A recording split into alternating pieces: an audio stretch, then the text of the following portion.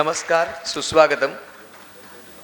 मी गणेश आचबल सर्व उपस्थितांचं आणि मान्यवरांचं आजच्या कार्यक्रमात मनपूर्वक स्वागत करतो. मुंबई मराठी साहित्य संघ आणि स्वामीराज प्रकाशन यांच्या संयुक्त विद्यमानं या पवित्र वास्तूमध्ये महानगर मराठी एकदिवसीय साहित्य संमेलन संपन्न होत आहे, साजरं होत आहे आणि त्यानिमित्ताने आपण सर्वजण इथं उपस्थित आहोत. हे 48वे महानगर मराठी साहित्य संमेलन आहे हे सांगताना विशेष आनंद होतोय. मुख्य म्हणजे मुंबई मराठी साहित्य संघ या वास्तूला 90 वर्षांचा इतिहास आहे. डॉक्टर अना भालेराव आणि डॉक्टर बाळ भालेराव यांच्या प्रतिमेला आपण पुष्पहार अर्पण केलेला आहे. तसंच जसं आपली भारतीय संस्कृती म्हणते की तमसोमा ज्योतिर्गमय असतोमा सद्गमय, दीप प्रज्वलनाला महत्त्व आहे आपल्या इथे. आपण समई देखील प्रज्वलित केली आहे आणि आजच्या कार्यक्रमाला, या संमेलनाला उद्घाटक म्हणून अतिरिक्त पोलीस महासंचालक, राष्ट्रपती शौर्य पुरस्कार विजेते माननीय विश्वास नांगरे पाटील हे उद्घाटक म्हणून लाभले आहेत आणि अध्यक्ष म्हणून महाराष्ट्राच्या घराघरामध्ये हास्याची जत्रा निर्माण करणारे सचिन गोस्वामी सर लाभलेले आहेत हे सांगताना विशेष आनंद होतोय. आणि मी आता माननीय विश्वास नांगरे पाटील यांना विनंती करतो की त्यांनी अधिकृतपणे जाहीर करावं की आजच्या साहित्य संमेलनाचं, महानगर साहित्य संमेलनाचं उद्घाटन झालेलं आहे. त्यांना नम्र विनंती करतो.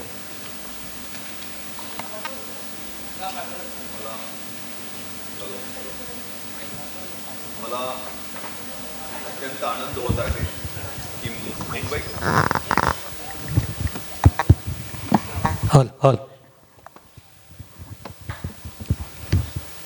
मला हे उद्घोषित करताना अत्यंत आनंद होत आहे की मुंबई मराठी साहित्य संघ आणि स्वामीराज प्रकाशनाच्या संयुक्त विद्यमाने आयोजित या 48व्या महानगर मराठी साहित्य संमेलनाचे उद्घाटन अधिकृतरित्या झालेले आहे. धन्यवाद. सर्वांनी टाळ्यांच्या गजरामध्ये या गोष्टीची दखल घ्यायची की आज आपलं उद्घाटन झालंय, आता माननीय विश्वासरांनी सांगितलेलं आहे.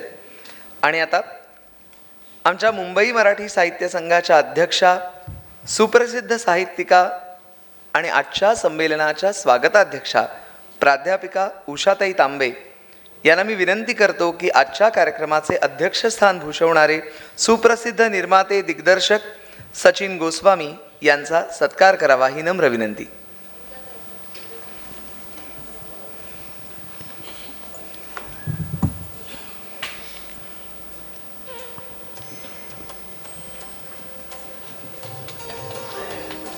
सचिन गोस्वामी सर यांचा आपण सत्कार करतोय.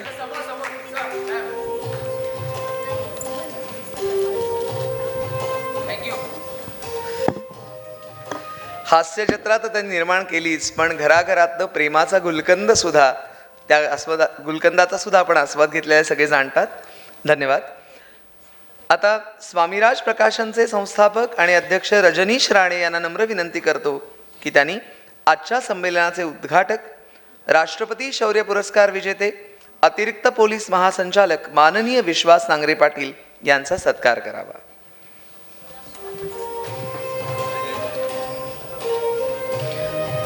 सर्वांचं प्रेरणास्थान असणारे माननीय विश्वास नांगरे पाटील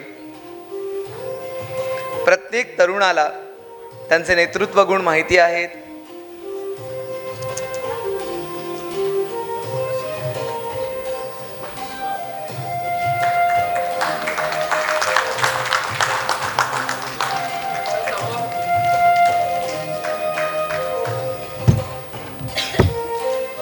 धन्यवाद. आता मी माननीय विश्वास नांगरे पाटील सरांना नम्र विनंती करतो की त्यांनी आमच्या साहित्य संघाच्या अध्यक्षा, आजच्या संमेलनाच्या स्वागताध्यक्षा साहित्यिका प्राध्यापिका उषाताई तांबे यांचा सत्कार करावा.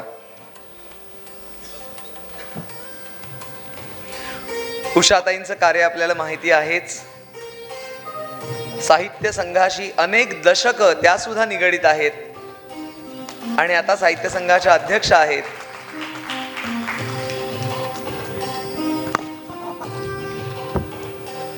धन्यवाद. आता मी प्राध्यापिका उषाताई तांबे यांना विनंती करतो की त्यांनी स्वामीराज प्रकाशनचे संस्थापक आणि अध्यक्ष रजनीश राणे यांचा सत्कार करावा. धन्यवाद.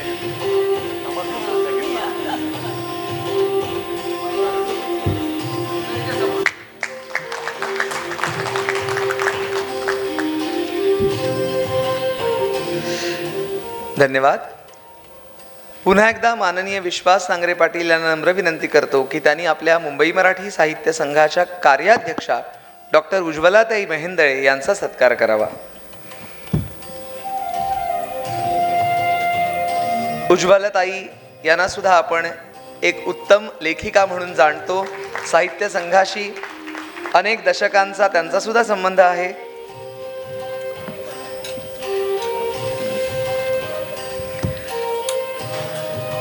आजच्या संमेलनाचे अध्यक्षस्थान भूषवणारे सुप्रसिद्ध निर्माते दिग्दर्शक सचिन गोस्वामी यांना मी नम्र विनंती करतो की त्यांनी मुंबई मराठी साहित्य संघाच्या प्रमुख कार्यवाह डॉक्टर अश्विनीताई भालेराव गांधी यांचा सत्कार करावा.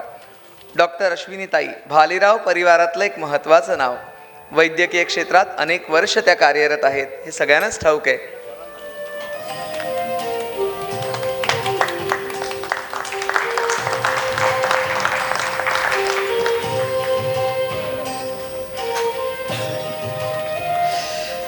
पुन्हा एकदा आपल्या संमेलनाचे उद्घाटक माननीय विश्वास नांगरे पाटील यांना नम्र विनंती की त्यांनी मुंबई मराठी साहित्य संघाचे कोषाध्यक्ष आनंद बिरजे यांचा सत्कार करावा. आनंद बिरजे अतिशय उत्तम कार्यकर्ते आहेत आणि एखाद्या कार्यक्रमाचं नियोजन उत्तम कसं करावं यामध्ये त्यांचा हातखंडा आहे.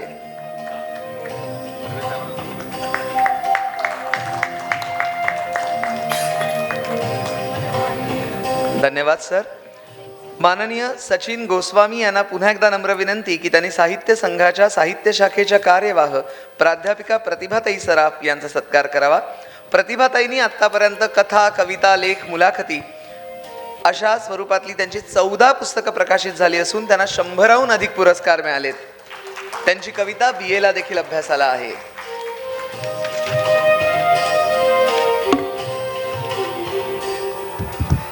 सर्व मान्यवरांनी स्थानापन्न व्हावी विनंती.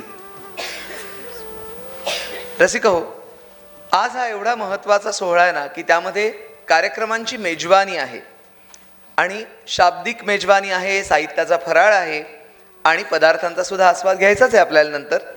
पण आजच्या साहित्य संमेलनाचं प्रास्ताविक सुरुवातीला मुंबई मराठी साहित्य संघाच्या वतीनं कार्याध्यक्षा डॉक्टर उज्ज्वलाताई मेहेंदळे यांनी करावं अशी त्यांना मी नम्र विनंती करतो.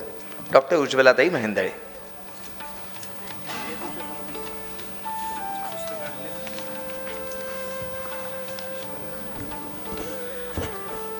नमस्कार मंडळी. मुंबई मराठी साहित्य संघाच्या या 48व्या महानगर संमेलनासाठी आपण सगळे जमलो आहोत. मला पूर्ण कल्पना आहे की आजचे दोन्ही मान्यवर जे आहेत त्यांचं भाषण ऐकण्यासाठी आपण सगळे उत्सुक आहात. पण महानगर संमेलन म्हणजे काय आणि कशासाठी, आणि थोडंसं आपल्या या साहित्य संघाविषयी अगदी 2 मिनिटात मी प्रास्ताविक करणार आहे आणि त्यानंतर पुढचे कार्यक्रम सुरू होतील. महानगर साहित्य संमेलनाच्या या प्रास्ताविकामध्ये मुळात मुंबई मराठी साहित्य संघाची स्थापना हीच एक महत्त्वाची गोष्ट आहे. स्वातंत्र्यपूर्व काळामध्ये जेव्हा ब्रिटिशांचं जोखड झुगारून देण्यासाठी अनेक पुढाऱ्यांनी, क्रांतिकारकांनी जसे खूप प्रयत्न केले, तसं आपली भाषा टिकवण्यासाठी सुद्धा अनेकांनी प्रयत्न केले. आणि हे प्रयत्न करत असतानाच खरं तर मुंबई मराठी साहित्य संघाच्या स्थापनेचा विचार आला. 1934मध्ये मुंबईमध्ये एक साहित्य संमेलन घेतलं गेलं आणि त्या साहित्य संमेलनामध्ये असा एक ठराव मांडला गेला की एक संस्था इथे साहित्यासाठी निर्माण झाली पाहिजे. आणि त्या ठरावातूनच पुढे मुंबई मराठी साहित्य संघाची 1935 साली स्थापना झाली. म्हणजेच मगाशी आपल्याला सांगितलं तसं आता हे 90वं वर्ष आहे आणि 90 वर्ष अव्याहतपणे मुंबई मराठी साहित्य संघ ही साहित्य सेवा करत आहे. वेगवेगळ्या प्रकारांनी ही साहित्य सेवा चालू आहे. खरं तर साहित्य संघाला किंवा ही साहित्य सेवा करण्यासाठी आपल्याकडे इमारतसुद्धा उपलब्ध नव्हती.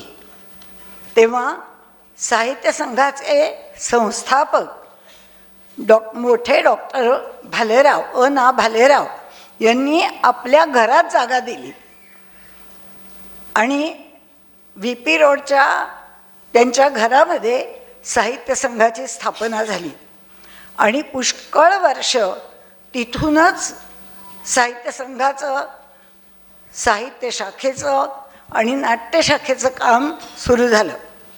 साहित्य संघाच्या या दोन्ही शाखा त्यावेळापासूनच उत्तम तऱ्हेने कार्य करायला लागल्या. अनेक नाटकं इथे निर्मिती झाली, साहित्य संमेलनं झाली. तेव्हा त्याला उपनगर संमेलन असं नाव होतं आणि 1960ला ही इमारत होईपर्यंत जवळजवळ 17 संमेलनं उपनगर या नावाने झाली. वेगवेगळ्या ठिकाणी मुंबईच्या वेगवेगळ्या सबर्ब्समध्ये अशी ही व्हायला लागली आणि जेव्हा साहित्य संघाची ही जागा मिळाली तेव्हा मात्र दुर्दैवाने डॉक्टर ना भालेराव आपल्यामध्ये राहिले नाहीत. पण बाकीच्यांनी हार मानली नाही. त्यांचे सगळे सहकारी आणि डॉक्टर भालेरावांचे चिरंजीव डॉक्टर बाळ भालेराव यांनी ही धुरा आपल्या खांद्यावर घेतली आणि ही इमारत इथे बांधली गेली. लक्ष्मणशास्त्री जोशींनी, तर्कतीर्थ लक्ष्मणशास्त्री जोशींनी याची पहिली पायाभरणीला सुरुवात केली.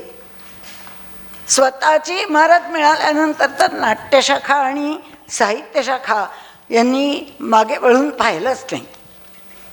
एकतर अखिल भारतीय साहित्य महामंडळाची घटक संस्था म्हणून आपल्या या संस्थेने खूप काम केलं आणि साहित्य शाखेने सुद्धा अनेक परिसंवाद, व्याख्यानं, वेगवेगळ्या मुलाखती, चर्चा आणि ज्याला पुढे महानगर संमेलन असं नाव मिळालं ते मूळचं उपनगर संमेलन खूप मोठ्या प्रमाणावर सुरू केलं. गोरेगाव, बांद्रा, मुलुंड, ठाणं, बोरिवली, अगदी पनवेल, अलिबाग इकडे सुद्धा तिथल्या वेगळ्या वेगळ्या संस्थांच्या सहकार्याने ही महानगर संमेलनं साजरी झाली आणि आज आपण 48व्या संमेलनापर्यंत आलो आहोत.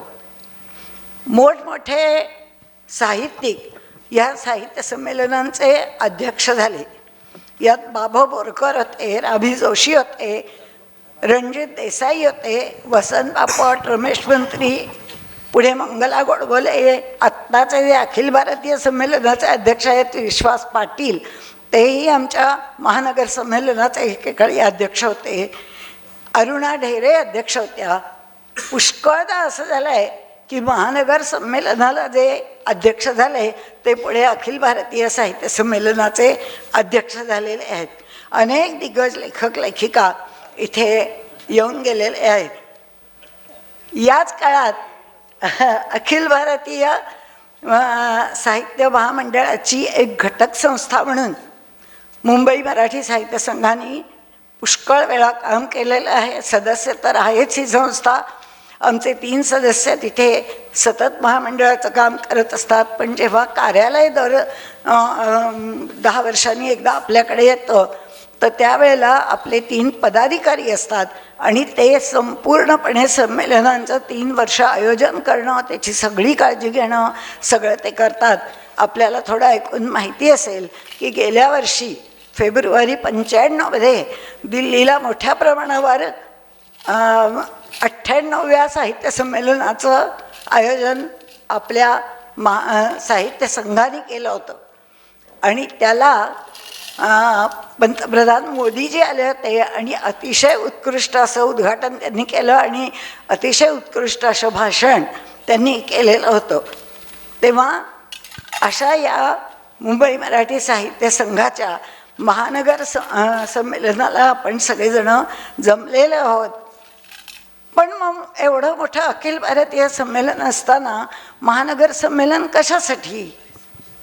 तर अखिल भारतीय संमेलन ही देशात वेगळ्या वेगळ्या ठिकाणी होतात. महाराष्ट्रात तर होतातच, पण अगदी दिल्ली, अंदमान, घुमान अशा ठिकाणीही संमेलनं होतात.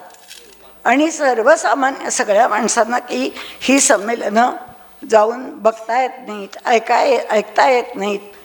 संमेलन म्हणजे नक्की काय असतं हेही माहिती होत नाही.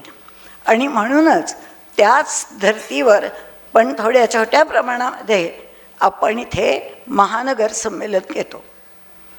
आणखी एक महत्त्वाचं कारण याच्या मागे असतं की आपले जे इथले काही वक्ते, अभ्यासक, लेखक, कवी यांना अखिल भारतीय संमेलनात एकदम संधी मिळत नाही. त्यांना इथे संधी मिळते. आपले लोक कोण आहेत, आपल्या जवळपासच्या कोणाकोणात काय काय कला आहेत, कोण चांगले लेखक आहेत, चांगले कवी आहेत, हे आपल्याला ह्या महानगर संमेलनातून कळतं. आणि अखिल भारतीय संमेलनाला ज्या प्रत्येक घटक संस्थेला नावं द्यायची असतात तशी आपल्या संस्थेलाही द्यायची असतात. आणि या महानगर संमेलनातनं आम्हाला कल्पना येते की आपण कुणाची नावं देऊ शकतो. शिवाय आणखीन एक महत्त्वाची गोष्ट असते की प्रत्येक गावातलं किंवा प्रत्येक ठिकाणचं काही विशिष्ट प्रश्न असतात किंवा तिथल्या काही बोलीभाषा असतात, तिथल्या काही चालीरीती, रूढी असतात. त्याही लोकांपर्यंत कशा न्यायच्या, तर त्याला हे महानगर संमेलन अतिशय उपयोगी ठरतं. आणि म्हणून महानगर संमेलनाचा हा एक चांगला पायंडा मुंबई मराठी साहित्य संघाने घातलेला आहे. तो उत्तम तऱ्हेने चाललेला आहे. आणि मला असं वाटतं की आपण जेव्हा पुढचे सगळे कार्यक्रम बघाल, कारण ह्यावेळेचा विषयसुद्धा आपल्या मुंबईशीच संबंधित आहे, आपल्याला तो जवळचा आहे, तेव्हा आपल्याला हे संमेलन आवडेल. अर्थातच मला माहिती आहे की आपण सगळे माननीय सचिन गोस्वामी यांचं भाषण ऐकायला आणि राष्ट्रपती शौर्य पदक लाभलेले आपले माननीय विश्वास नांगरे पाटील यांचे शब्द ऐकायला आपण सगळे आसुसलेले आहात. तेव्हा मी आणखीन वेळ घेणार नाही आहे, पण जरूर आपण सगळ्यांनी या आपले आणखी कोणी लोक असतील तर त्यांनाही बोलवा. पुढचे कार्यक्रम दिवसभर फार छान राहणार आहेत. शिवाय दुपारी अगदी साध्यासुध्या अशा भोजनाची व्यवस्था आम्ही केलेली आहे, तेव्हा जरूर ह्याचा आनंद घ्या.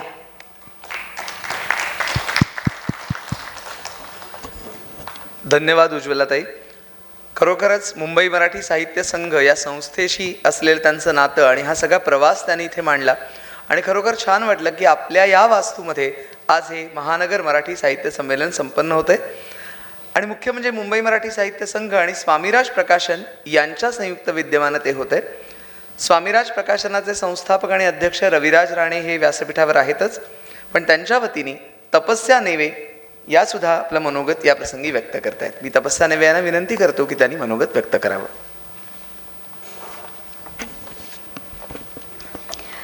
नमस्कार. स्वामीराज प्रकाशन आणि मुंबई मराठी साहित्य संघ यांच्या वतीनं आयोजित महानगरीय साहित्य संमेलनामध्ये मी तुम्हा सगळ्यांचं मनापासून स्वागत करते. आज आपल्यासाठी खूप भाग्याचा योग आहे. 48वं महानगर साहित्य संमेलन इथे होतं आहे या वास्तूमध्ये. आणि यासाठी साहित्यातले आणि आपल्या आयुष्यातले महत्त्वाचे 2 रस आपल्या व्यासपीठावर आहेत. एक म्हणजे वीररस आणि एक म्हणजे हास्यरस. या दोन्ही रसांनी आपल्या आयुष्यामध्ये खूप रंग भरलेले आहेत. कारण मनमे हे विश्वास म्हणत आपल्या आयुष्यामध्ये धैर्य शिकवणारे विश्वास नांगरे पाटील आणि महाराष्ट्राशी हास्यरसाच्या माध्यमातून हास्यरस आहेच, पण मराठी भाषा तरुणाईपर्यंत पोहोचवण्याचं महत्त्वाचं काम हे सचिन गोस्वामी करत आहेत. त्यासाठी त्या दोघांचंही मी स्वामीराज प्रकाशनाच्या वतीने मनापासून आभार मानते. स्वामीराज प्रकाशन ही तशी खूप लहान संस्था आहे, वय वर्ष 3 असलेली. आणि मुंबई मराठी साहित्य संघ आत्ताच उज्ज्वलाताईंनी उल्लेख केला की 90हून अधिक वर्ष या संस्थेला झाली आहेत आणि शतकाकडे ही संस्था वाटचाल करते आहे. एखादी साहित्याला वाहिलेली संस्था इतकी वर्ष वाटचाल करणं ही खूप अभिमानाची गोष्ट आहे आणि आज आमच्यासाठी अभिमानाचा क्षण आहे की या संस्थेसोबत स्वामीराज प्रकाशन संस्था हे महानगर साहित्य संमेलन आयोजित करते. स्वामीराज प्रकाशनाच्या वतीने काही वर्षांपूर्वी म्हणजे 3 वर्षापूर्वी मराठी आठव दिवस नावाची चळवळ सुरू झाली. कारण 27 फेब्रुवारीला मराठी भाषा गौरव दिन आपण साजरा करतो सगळेच जण. पण वर्षातनं एकच दिवस मराठीसाठी का? दर महिन्याला आपण 27 तारखेला या मराठीचा जागर करूया या हेतूने मराठी आठव दिवस ही संकल्पना रजनीशजी राणे यांनी अंमलात आणली आणि त्याला अर्थातच रसिकांचा खूप उत्तम प्रतिसाद लाभला. सगळ्यात पहिले कोल्हापूरमध्ये मराठी आठव दिवस साजरा झाला आणि तिथलं अजून एक वैशिष्ट्य म्हणजे कोल्हापूरमधल्या काही परभाषिक लोकांनी मुद्दामून आपल्या मुलांना मराठी शाळेमध्येच घातलं, कारण त्यांना मराठी भाषा आली पाहिजे, कारण आपण महाराष्ट्रामध्ये राहतो. आणि मग अशा मुलांचं पालकत्व स्वामीराज संस्थेने उचललं आणि त्यांचा संपूर्ण शिक्षणाचा खर्च हा स्वामीराज प्रकाशनाने केला. कोल्हापूरपासून सुरू झालेला हा प्रवास पुढे कणकवली, मुंबई, पुणे, नाशिक, ठाणे, बेळगाव, गोवा असा करत आता मराठी आठव दिवस हा संपूर्ण महाराष्ट्रात नाही पूर्ण देशात हळूहळू पोहोचतोय. याची दखल जागतिक स्तरावर देखील घेतली गेली आणि जागतिक मराठी अकादमी आणि इंग्लंडमधील वर्ल्ड बुक ऑफ एक्सलन्स या संस्थांनी दखल घेत रजनीश राणे यांना खास मानपत्र देऊन त्यांचा गौरव करण्यात आला. एक मराठी माणूस जर कुठल्या ध्येयाने झपाटला तर तो काय करू शकतो याचं उदाहरण म्हणजे स्वामीराज प्रकाशन आहे. मराठी बोलूया, मराठी वाचूया, मराठी लिहूया या त्रिसूत्रीवर आधारित मराठी आठव दिवस या चळवळीचं ब्रीदवाक्य आहे मराठी होऊया, मराठी जगूया. आणि याचा तृतीय वर्धापन दिन आपण 27 आणि 28 मार्च रोजी रवींद्र नाट्य मंदिर येथे साजरा करतोय. तर मी विनंती करेन तुम्हा सगळ्यांना की जसे आज तुम्ही या संमेलनाला आलात तसं 27 आणि 28 मार्चला रवींद्र नाट्य मंदिर येथे मराठी आठव दिवसाचा आपला तृतीय वर्धापन दिन आपण सगळेजण एकत्र साजरा करूयात. स्वामीराज प्रकाशन संस्थेची केवळ हीच ओळख नाही आहे, तर या संस्थेने आजवर मान्यवर कवी आणि साहित्यिकांची 10हून अधिक पुस्तकं प्रकाशित केली आहे. आणि यातीलच एक पुस्तक म्हणजे पत्रावळ या पुस्तकाची शासनमान्य यादीमध्ये निवड देखील झाली आहे. पुढील महिन्यात म्हणजे 19 फेब्रुवारी रोजी माजी केंद्रीय मंत्री सुरेश प्रभू यांच्यावरील ध्येयधुंद या पुस्तकाचं प्रकाशन महाराष्ट्राचे मुख्यमंत्री देवेंद्र फडणवीस यांच्या हस्ते मुंबईत स्वातंत्र्यवीर सावरकर सभागृह येथे होणार आहे. त्या समारंभाचं देखील तुम्हाला मी आत्ताच निमंत्रण देते. स्वामीराज प्रकाशनाकडनं विविध उपक्रम राबवले जातात. त्यातलेच म्हणजे नारायण सुर्वे साहित्य संमेलन, जागर हा महिला मेळावा, अमृत हा पावसाळी उत्सव आणि प्रायोगिक रंगभूमीला ऊर्जा देणारा स्वामीराज महोत्सव अशा विविध उपक्रमांच्या माध्यमातून मराठी भाषा वृद्धिंगत व्हावी, वाढावी, ती रुजावी यासाठी सातत्याने कार्यरत असते. आज या महानगर साहित्य संमेलनामध्ये आपण आपली मुंबई आणि मुंबईची जीवनवाहिनी समजल्या जाणाऱ्या लोकलचा आणि मुंबई आणि मुंबईकरांचं अर्धे आयुष्य ज्या लोकलमध्ये जातं त्या जीवनवाहिनीचा या सगळ्याचा उहापोह या दिवसभराच्या साहित्य संमेलनामध्ये करणार आहोत. आणि ही कल्पना जी आहे ती जेव्हा साहित्य संघाच्या कार्यकारिणीसमोर मांडली त्यावेळेस त्यांनी तात्काळ होकार दिला आणि याचं संपूर्ण यशस्वी आयोजन हे या सगळ्या मंडळींनी केलं. त्यासाठी त्यांचे पुन्हा एकदा मनापासून आभार. आज या संमेलनाची सांगता झाल्यावर तुमचं मुंबई आणि लोकलवरचं प्रेम अधिक दृढ होईल हा नक्कीच विश्वास आहे. पण एक मात्र लक्षात ठेवा, उद्यापासून ठराविक लोकल पकडताना आपल्याला पायदान आणि फलाटामधील अंतरावर लक्ष ठेवायचंच आहे. पण त्याचबरोबर मराठी होऊया आणि मराठी जगूया हे ब्रीदवाक्य मात्र कधीच विसरायचं नाही आहे. पुन्हा एकदा सगळ्यांचं स्वागत. धन्यवाद.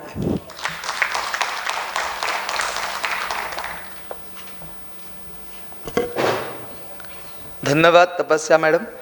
स्वामीराज प्रकाशनाची वाटचाल आणि त्यांचे उपक्रम याचा परिचय त्यांनी आपल्याला करून दिला. आता माननीय प्राध्यापिका उषा तांबे, तुम्हाला माहितीच आहेत की त्या मुंबई मराठी साहित्य संघाच्या अध्यक्षा आहेत आणि मुख्य म्हणजे आजच्या या साहित्य संमेलनाच्या त्या स्वागताध्यक्ष आहेत. त्यांनी आपलं मनोगत व्यक्त करावं ही नम्र विनंती.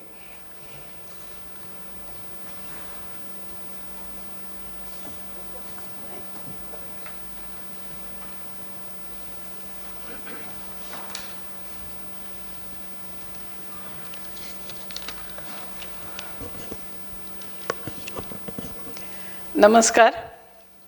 या 48व्या महानगर साहित्य संमेलनाचे अध्यक्ष, निर्माता दिग्दर्शक श्री सचिन गोस्वामी, उद्घाटक सर्वांच्या मनात विश्वास जागवणारे माननीय विश्वास नांगरे पाटील, पहिल्या महिला रेल्वे चालक श्रीमती सुरेखा यादव ज्या आलेल्या नाही आहेत आता, संमेलनात सहभागी होणारे सर्व वक्ते, कवी शाहीर निलेश जाधव आणि त्यांचे सहकारी, स्वामीराज प्रकाशनाचे पदाधिकारी आणि सदस्य, मुंबई मराठी साहित्य संघाचे सर्व सदस्य आणि आपण सर्व रसिक यांचं मी या 48व्या महानगर मराठी साहित्य संमेलनात मनापासून स्वागत करते.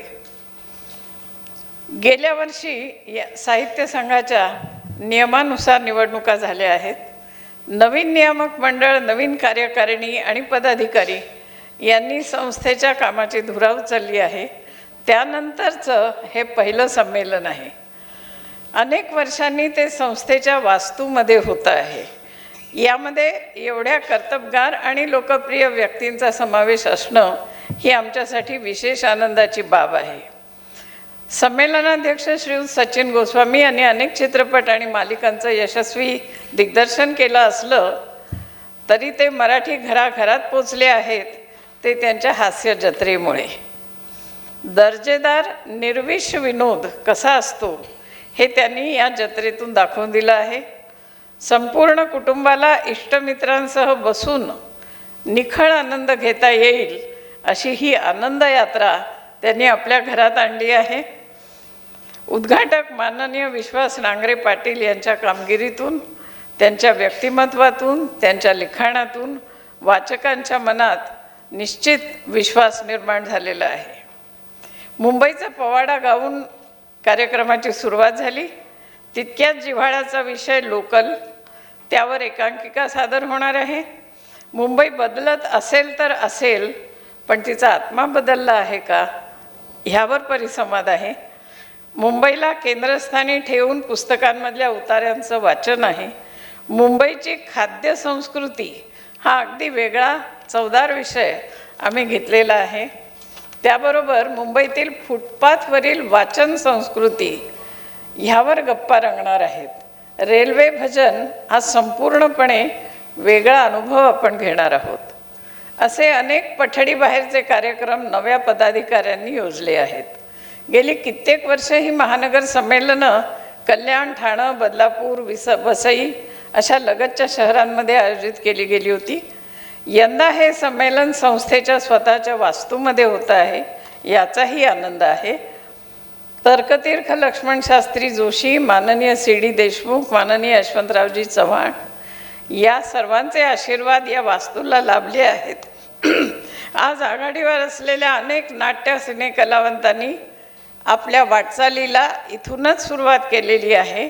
म्हणून ही वास्तूसुद्धा समारंभातील एक महत्त्वाचा घटक आहे. आपल्याला आताच उज्ज्वला मेहेंदळे यांनी सांगितलं की अखिल भारतीय मराठी साहित्य संमेलन एवढ्या थाटामध्ये साजरं होत असताना पुन्हा ही महानगर संमेलन आपण का घेतो. त्यांनी जी कारणं सांगितली त्याच्या पलीकडे असंही एक मला जाणवतं की महानगर संमेलनामध्ये वाचक आणि वक्ता किंवा लेखक यांच्यामधलं अंतर कमी असतं. जे अखिल भारतीय संमेलन असतं त्याच्यात वक्ता इथे उभा असतो आणि कित्येक फूट पुढे आपले लोक बसलेले असतात. हे वाचार्थाने आणि खरोखर अंतर कमी करणारं असं महानगर संमेलन असतं आणि म्हणून ते दरवर्षी आम्ही आयोजित करत असतो. वक्ते, श्रोते, कवी हे सगळे एकाच कुटुंबाचे म्हणा किंवा एकाच समारंभाचे जवळचे घटक बनतात. अशी ही महानगर संमेलनं आहेत. आजचं हे 48वं संमेलन आहे. या संमेलनामध्ये आपल्या सर्वांचं मी मनापासून स्वागत करते. धन्यवाद.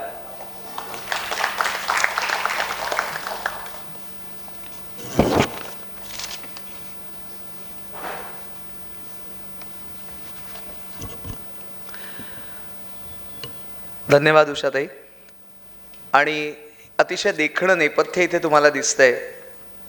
चर्नी रोड, त्या चर्नी रोड, गिरगाव आणि त्यातनं आम्ही बोलतोय. खूप वेगळं वाटतंय हे इथे संवाद साधताना. म्हणजे आपण बघा ना की जेव्हा संमेलनाच्या वेळेला ही संकल्पना घेत असतो त्या निमित्ताने काही कार्यक्रम करत असतो आणि तिथल्या प्रत्येक बारकाव्याचा उल्लेख करणं सुद्धा इथे महत्त्वाचं आहे, म्हणून मी हा उल्लेख केला. आणि आता मी प्रतिभा विश्वास यांनी आजच्या संमेलनाचे उद्घाटक, राष्ट्रपती शौर्य पुरस्कार विजेते विश्वास नांगरे पाटील यांची ओळख करून द्यावी अशी मी प्रतिभा विश्वास यांना विनंती करतो. तुम्हाला माहितीच आहे की प्रतिभा विश्वास या एक उत्तम लेखिका आहेत. मुख्य म्हणजे मुंबई मराठी साहित्य संघाच्या कार्यकारिणी सदस्यासुद्धा आहेत आणि कीर्ती महाविद्यालयात प्राध्यापिकासुद्धा आहेत मराठीच्या. मी विनंती करतो प्रतिभा विश्वास यांना की त्यांनी विश्वास नांगरे पाटील सरांची ओळख करून द्यावी. धन्यवाद. नमस्कार. काही व्यक्ती आपल्या आयुष्यात फक्त माणूस म्हणून येत नाहीत, त्या प्रेरणा बनून येतात. अंधारात वाट चुकलेल्या समाजासाठी त्या स्वतः दीपस्तंभ बनतात. आणि अशाच तेजस्वी व्यक्तिमत्वाचं नाव म्हणजे विश्वास नांगरे पाटील. अतिशय साध्या शेतकरी कुटुंबात जन्म, घरची परिस्थिती बेताची, पण डोळ्यात मोठी स्वप्न आणि मनात जिद्दीच्या ज्वाला. APJ अब्दुल कलाम म्हणतात, स्वप्न ती नसतात जी झोपेत दिसतात, स्वप्न ती असतात जी आपल्याला झोपू देत नाहीत. आणि ही स्वप्न घेऊन त्यांनी अथक परिश्रम, चिकाटी आणि आत्मविश्वासाच्या जोरावर वयाच्या 23व्या वर्षी UPSC सारखी अतिशय कठीण परीक्षा उत्तीर्ण केली आणि IPS अधिकारी म्हणून महाराष्ट्राची मान उंचावली. पण त्यांचं यश फक्त स्वतःपुरतं नव्हतं, ते हजारो तरुणांचे स्वप्न बनले. ग्रामीण विद्यार्थ्यांनाही अधिकारी होता येतं, मराठी मुलांनीही मोठी स्वप्न पाहावीत यासाठी त्यांनी व्याख्यानं, मार्गदर्शन आणि प्रेरणादायी भाषणं ते आजही देत आहेत. ते अधिकारी नाहीत, तर ते तरुणांच्या गळ्यातील ताईतच झालेले आहेत. अनेकांसाठी प्रेरणेचा दीपस्तंभ आहेत. महाराष्ट्रातील सर्वच जिल्ह्यामध्ये त्यांनी विविध पदावरून सेवा दिलेली आहे. एक डेअर डेव्हिल पोलीस अधिकारी ही प्रतिमा त्यांनी त्यांच्या कार्यशैलीतनं तयार झालेली केलेली आहे. आणि याचं ज्वलंत उदाहरण आपल्याला सगळ्यांना माहिती आहे की ती 26/11ची काळरात्र, ज्यावेळेला मुंबई दहशतवाद्यांमुळे थरथरत होती. मृत्यूला आलिंगन देणारे निधड्या छातीचे विश्वास नांगरे पाटील आता सर्वांना ज्ञात आहेत. भीतीवरती मात करणारा तो खरा वीर या शौर्यासाठी त्यांना राष्ट्रपती शौर्य पदक देखील मिळालं. हा केवळ त्यांचा सन्मान नाही, तर संपूर्ण महाराष्ट्राचा तो अभिमान आहे. महिला सुरक्षेसाठी त्यांनी निर्भया पथक, तरुण विद्यार्थ्यांसाठी यूथ पार्लमेंट, रेव्ह पार्टी यासारख्या गुन्हेगारीवरती कठोर कारवाई. त्यांची कामगिरी म्हणजे धाडस, शिस्त, संवेदनशीलतेचं सुंदर मिश्रण. ते सांगतात, पोलीस हा दडपशाहीसाठी नाही, तर तो समाजसेवेसाठी आहे. अनेक पदव्या आणि पुरस्कारांनी ते सन्मानित आहेत. आत्ताच उषाताई म्हणाल्या तसं मन में है विश्वास, कर हर मैदान फतेह या त्यांच्या पुस्तकातून ते एक सिद्धहस्त लेखक म्हणून आपल्याला भेटतात. आणि त्यांच्या पुस्तकांचे विक्रीचे उच्चांक देखील त्यांनी प्रस्थापित केलेले आहेत. शारीरिक मानसिक स्वास्थ्य उत्तम राहावं यासाठी ते धावणं, योग, ध्यानधारणा नित्यनियमाने करतात. यामुळे सकारात्मक आणि रचनात्मक कार्य साध्य होतं असा त्यांचा दृष्टिकोन आहे. त्यांचं संपूर्ण आयुष्य आपल्याला एकच संदेश देतं, स्वप्न मोठं ठेवा, मेहनत प्रामाणिकपणे करा, यश तुमचंच आहे. त्यांना ऐकणं हा एक अविस्मरणीय अनुभव असतो. मी त्यांना विनंती करते की आजच्या या साहित्य संमेलनामध्ये उद्घाटक म्हणून त्यांनी आपलं मनोगत व्यक्त करावं. विश्वास नांगरे पाटील सर. धन्यवाद.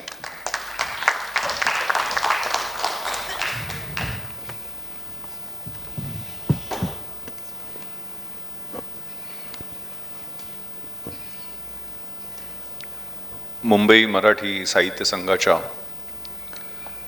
अतिशय देखण्या वास्तूमध्ये आज 48वं महानगर मराठी साहित्य संमेलन आयोजित करण्यात आलेलं आहे. या संमेलनाचे अध्यक्ष आपल्या सगळ्यांचे आवडते माननीय सचिन गोस्वामी, ज्येष्ठ लेखिका आणि या संमेलनाच्या स्वागताध्यक्ष प्राध्यापक उषा तांबे मॅडम, सन्माननीय डॉक्टर उज्ज्वला मेहेंदळे, डॉक्टर अश्विनी भालेराव गांधी, स्वामीराज प्रकाशनाचे श्री रजनीश राणे, श्री आनंद बिर्जे, प्राध्यापिका प्रतिभा सराफ, ज्यांनी माझी ओळख करून दिली त्या आदरणीय प्रतिभा विश्वास मॅडम, या कार्यक्रमाचे सूत्रसंचालक श्री गणेश आचवल, उपस्थित सर्व मान्यवर, बंधू आणि भगिनीनो, हा एक आगळा वेगळा कार्यक्रम आहे आणि मी एक पोलीस अधिकारी आहे. फमू शिंदे यांनी एक छान पोलिसांबद्दल कविता लिहिलेली आहे. तोही माणूस असतो जाणत नाही कुणी, ज्याचे असावे ऋणी तोच शिव्या शापाचा धनी. आपलं मानत नाहीत लोक, धर्मगुरू देखील उगारतात उगाचच फोक. सिनेमे काळासारखे हात धुवून मागे, बातम्या विणत बसतात बदनामीचेच धागे. तो न्यायालयाचा नावडता, सरकारी पक्षाचा पडता, वाऱ्यावर सोडून दिलेले पतंग. त्यानं डॉक्टर असावं, वकील असावं, मुत्सद्दी असावं, सैनिक असावं, शिक्षक असावं, बरंच काही असावं, मात्र जेवढ्याच तेवढा त्याचा पगार. पोलीस म्हणजे रोजंदारीचा वेठबिगार.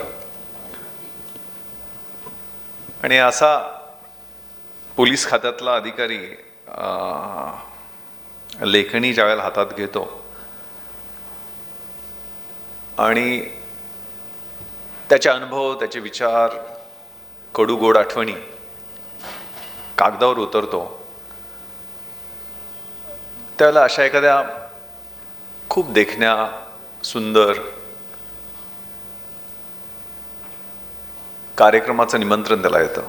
त्यामुळे मला स्वतःला भाग्यवान समजतो की इतक्या चांगल्या साहित्यिकाच्या मांदियाळ्यामध्ये मला बसण्याचा आज योग आला. मी 2 पुस्तकं लिहिलेली आहेत. पहिलं पुस्तक मन में है विश्वास, ज्यावेळेला मी कोल्हापूरचा IG म्हणून काम करत होतो त्यावेळेला मला थोडा वेळ मिळाला आणि तो ग्रामीण भागातल्या मुलाचा IPS पर्यंतचा प्रवास. आणि दुसरं पुस्तक कर हर मैदान फतेह. दोन्हीची टायटल्स मी हिंदी दिलेत, पुस्तकं मराठी असली तरी. तो म्हणजे एक ग्रामीण युवक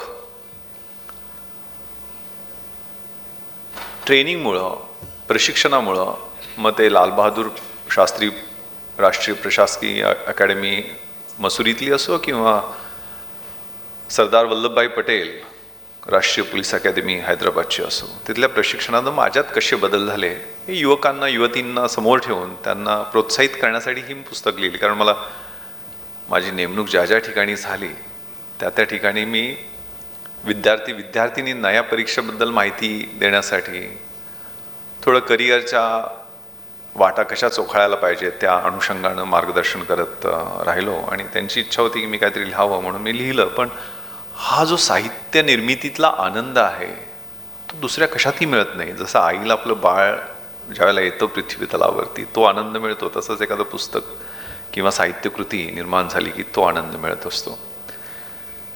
त्यामुळे ही जी मांदियाळी आहे ती सर्जनशील जगातली अतिशय उत्कृष्ट मंडळी या ठिकाणी आहे. उषा तांबे मॅडमचे पुत्र श्री मिलिंद तांबे हे खूप मोठे सायंटिस्ट आहेत आणि नॅशनल पोलीस अकॅडमीमध्ये ते आलेले होते आणि त्यांनी खूप AIच्या माध्यमातून होकारात्मक आणि रचनात्मक वापर त्याचा कसा होईल याचा ते अभ्यास करत असतात. आणि साऊथ अमेरिका, आफ्रिका, आपल्या देशात अनेक रचनात्मक प्रयोग त्यांनी केलेले आहेत. त्यांचाही माझा जुना परिचय आहे. पण या साहित्य संघाविषयी मी अभिमानानं सांगू इच्छितो. कारण मी सकाळी गुगल करत होतो, ही 90 वर्षाची परंपरा असणारी जी साहित्य संघाची इतिहास आणि परंपरा आहे ती खूपच प्रफुल्लित करणारी आहे. नाट्य क्षेत्रातली दिग्गज मंडळी, साहित्य क्षेत्रातली दिग्गज मंडळी या व्यासपीठातनं तयार झालेली आहेत. देणाऱ्याने देत जावे, घेणाऱ्याने घेत जावे. हिरव्या पिवळ्या माळावरून हिरवी पिवळी शाल घ्यावी, सह्याद्रीच्या कड्याकडून छातीसाठी ढाल घ्यावी. वेड्यापिशा ढगांकडून वेडेपिशे आकार घ्यावे आणि रक्तामधल्या प्रश्नांसाठी पृथ्वीकडून होकार घ्यावे.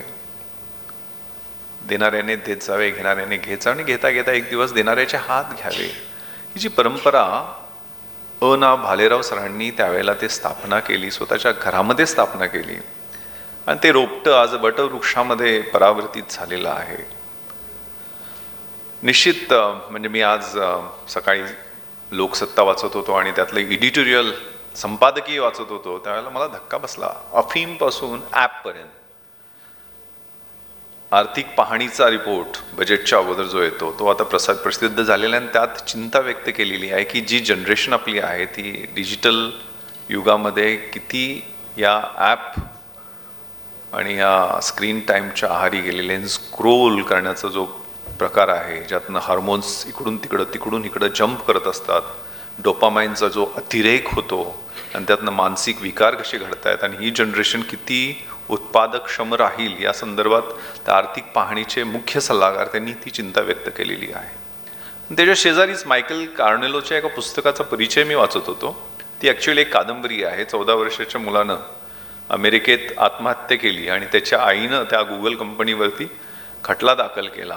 त्याचे चॅटबॉक्स, आर्टिफिशियल चॅटबॉक्स, आजकाल मित्रमैत्रिणी नाहीच आहेत, ते आर्टिफिशियल चॅटबॉक्स त्याच्यात तो संवाद त्या व्हर्च्युअल व्यक्तीशी करत होता, त्यातनं तो आत्महत्येसाठी कसा प्रवृत्त होत गेला. आणि ते ब्लू व्हेलसारखे पूर्वीचे गेम्स पण आपण पाहिलेले आहेत. त्यामुळं येणारी जनरेशन, येणारी पिढी कशी असेल, म्हणजे माणसाच्या आयुष्यामध्ये किंवा विद्यार्थ्याच्या आयुष्यामध्ये 4 प्रकारचे बुद्ध्यांक असतो.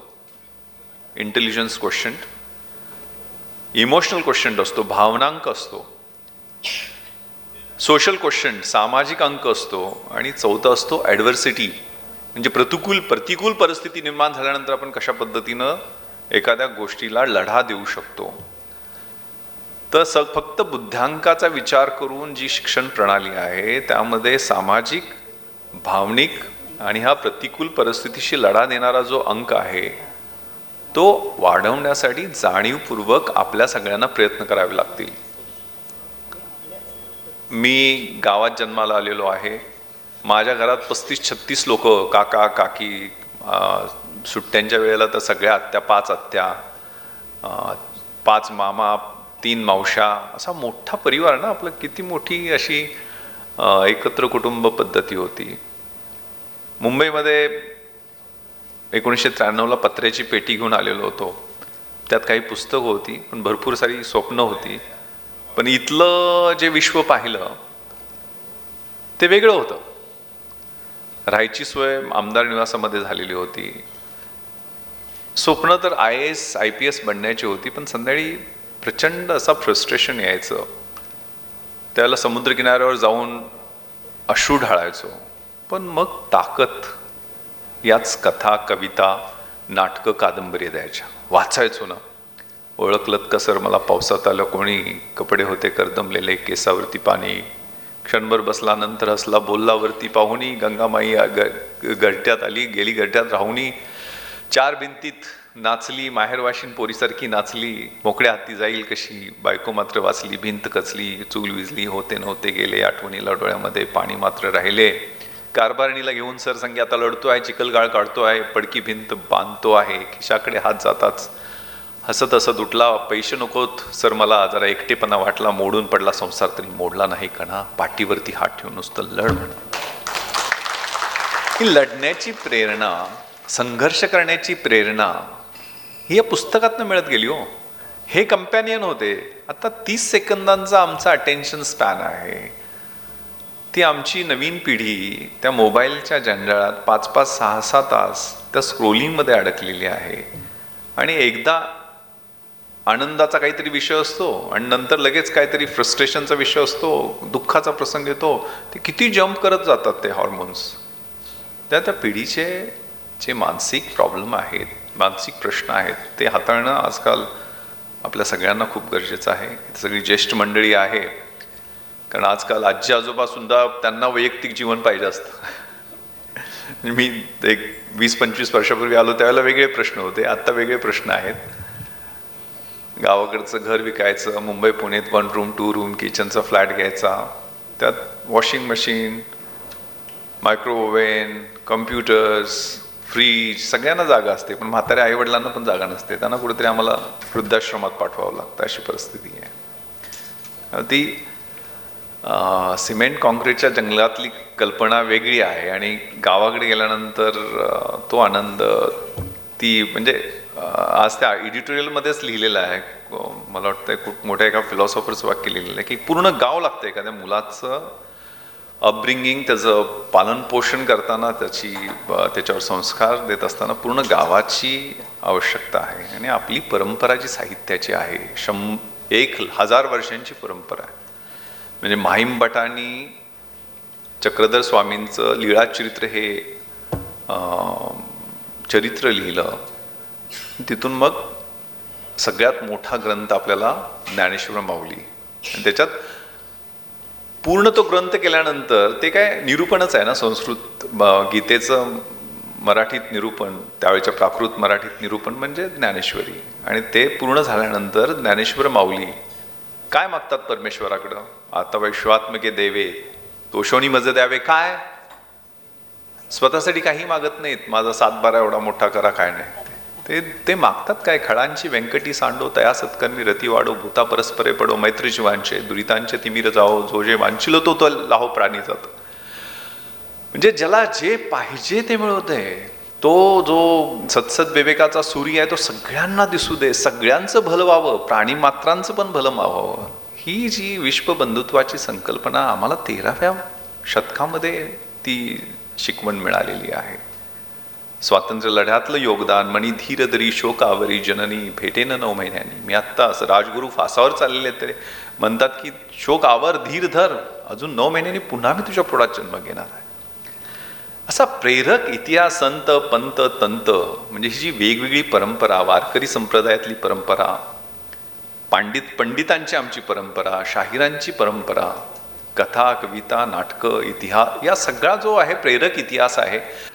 का नवीन पिढीला आपण हे कसं पोहोचवता येईल यासाठी सगळ्यांनी प्रयत्न केले पाहिजेत. हा प्रयत्न खूप महत्त्वाचा आहे. आणि हे महानगरातले प्रश्न, लोकलची थीम आहे. म्हणजे पिपात मेले ओल्या उंदीर, माना पडल्या मुरगळल्या विण, बासिम मर्ढेकरांच्या त्या कवितेच्या ओळी, गिरणगावातले प्रश्न, नारायण सुर्वेंचे लिखाण असेल, ते सुरेश भटांचे सरणावरती पडलो तेव्हा एवढेच कळले होते, मरणाने केली सुटका जगण्याने छळले होते. हे सगळं जे आहे ना ते आतून विजलो जरी आज मी, हा माझा अंत नाही, पेटेन पुन्हा नव्याने, हे सामर्थ्य नाशवंत नाही, छाटले जरी पंख माझे पुन्हा उडेन मी, अडवू शकेल मजला अजून अशी भिंत नाही, माझी झोपडी जाळण्याचे झालेत कैककावे, जळेल झोपडी ती आग ज्वलंत नाही, येतील वादळे खेटेल तुफान तरी वाट चालतो मी, अडथळ्यांना भिवून अडखळणे पावलांना पसंत नाही. तर ह्या प्रेरणा देणाऱ्या ज्या गोष्टी आहेत ना, तो पिंड वेगळा. सचिन गोस्वामी सर तुम्हाला विनोदाचा पिंड सांगतील. हे सगळं जे आहे ना ते अद्भुत आहे. आणि ते साहित्य म्हणजे कुठेतरी लिहिले ना, साहित्य, नाट्य, कला, क्रीडा, हे ज्याला कळत नाही तो पुच्छवीन मनुष्य, म्हणजे प्राणी जो असतो त्याला पुच्छ म्हणजे शेपूट नसते तसा तो प्राणीच आहे माणूस. म्हणजे त्यामुळं अतिशय सुंदर आणि चांगल्या कार्यक्रमाला मला येता आलं आणि मला इथं आमंत्रित केलं त्याबद्दल. आणि उद्घाटन माझी योग्यता आहे की नाही माहीत नाही, मी एक पोलीस अधिकारी आहे, निश्चितपणे मलाही काही भावना आहेत, त्या भावनांची तुम्ही कदर केलीत. पोलीस अधिकाऱ्याच्या आतमध्ये एक मन असतं, त्याला वाट मोकळी करून दिलीत, त्याबद्दल खूप खूप धन्यवाद. आणि तुम्हाला सगळ्यांना शुभेच्छा. जय हिंद, जय महाराष्ट्र.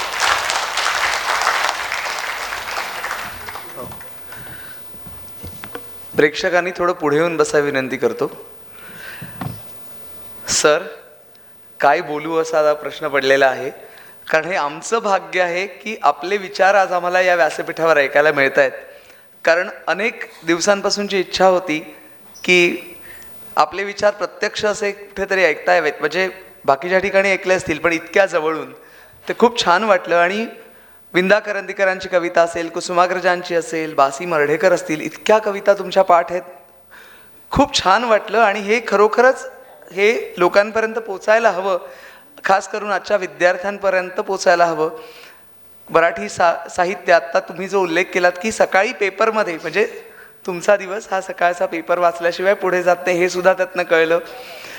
खूप म्हणजे एक एक शब्द तो मी असा साठवून ठेवतोय. आणि आता निश्चितपणे जेव्हा मी कधी विद्यार्थ्यांना शिकवायला पुन्हा कॉलेजला जाईन सोमवारी, तेव्हा मी हे सांगणार की तुम्ही आज जे काही सांगितलं ते, कारण तुम्ही तरुणांचे आदर्श आहात. खूप छान वाटलं. मी सुद्धा इथे आभार व्यक्त करतो तुमच्यासाठी, कृतज्ञता व्यक्त करतो. आणि पुन्हा एकदा प्राध्यापिका प्रतिभा विश्वास यांना सांगतो की माननीय सचिन गोस्वामी यांची ओळख त्यांनी करून द्यावी. नमस्कार. माणसाला आयुष्यात सगळ्यात जास्त कशाची गरज असते? ती म्हणजे हसू, आनंद, हलकंफुलकं जगणं. आणि हा आनंद घराघरात पोहोचवणारं एकच नाव म्हणजे हास्य जत्रेचे दिग्दर्शक सचिन गोस्वामी. 2018पासूनची ही मालिका आजतागायत रसिकांच्या हृदयामध्ये स्थानापन्न आहे. हेच त्यातलं फार मोठं यश आहे. सचिन गोस्वामी यांनी फक्त मराठी प्रेक्षकांना विनोद दिला नाही, तर त्यांनी दिला तणावमुक्तीचा श्वास, हास्याचा उत्सव आणि मनोरंजनाचा सुंदर प्रवास. हास्य जत्रा या कार्यक्रमातून त्यांनी असंख्य कलाकारांना व्यासपीठ दिलं, नवोदितांना संधी दिली. आणि मला विशेष अभिमानाची गोष्ट वाटते की माझा विद्यार्थी रोहित माने आणि पृथ्वी प्रताप यांना आपण संधी दिलेली आहे. की रोहित मला कधीच वाटलं नाही की तो इतका चांगला कलाकार आहे, पण एखादा हिरेपारखी असतो आणि तो बरोबर त्यातला कस काढतो. तसे आपले आजचे हे प्रमुख अध्यक्ष जे आहेत आपल्या संमेलनाचे, आणि अशा रीतीने त्यांनी प्रेक्षकांना पोट धरून हसायला लावणारं निरागस असं मनोरंजन दिलेलं आहे. त्यांच्या दिग्दर्शनात एक वेगळेपण आहे, निखळ विनोद, स्वच्छ विनोद आणि कौटुंबिक विनोद.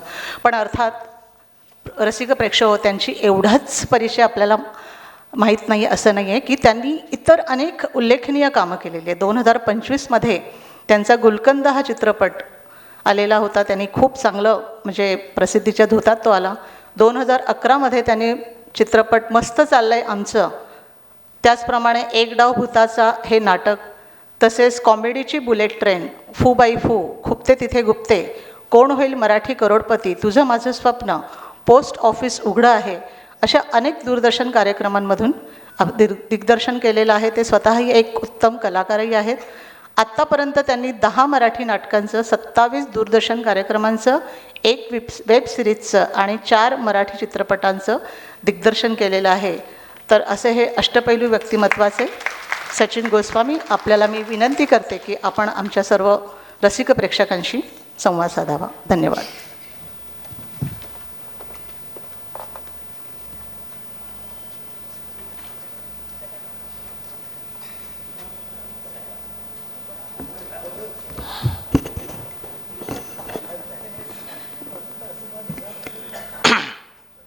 नमस्कार. सन्माननीय व्यासपीठ,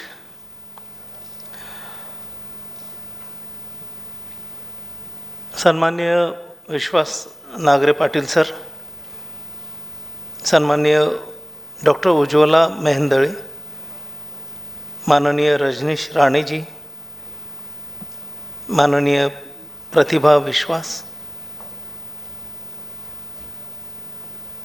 माननीय डॉक्टर अश्विनी भालेराव, माननीय आनंद बिर्जे आणि माननीय प्रतिभा सराफजी आणि उपस्थित मान्यवर, खरं म्हणजे आज एवढ्या मोठ्या व्यासपीठावर बोलण्याची माझी पहिली वेळ आहे. मुळात मी काय उत्तम वक्ता नाही आहे आणि विश्वासजींच्या इतक्या मंत्रमुग्ध करणाऱ्या भाषणानंतर लगेचच आपण जाणं म्हणजे दडपण स्वाभाविक आहे. म्हणजे अगदी विनोदाच्या भाषेत सांगायचं तर मोहम्मद रफीचं गाणं ऐकल्या ऐकल्या कोणाला तरी काचा बदाम म्हणायला उभं करण्यासारखं आहे ते. पण ही सगळी जी योजना आहे ही प्रतिभा सराफ मॅडमनी योजलेली आहे. ज्यावेळी मला पहिल्यांदा फोन आला की मुंबई मराठी साहित्य संघ आणि स्वामीराज प्रकाशन यांच्या संयुक्त विद्यमाने 48वं महानगरी मराठी साहित्य संमेलन होतं आहे, आपण याल का? मी म्हटलं निश्चित येईल, मला आवडेल.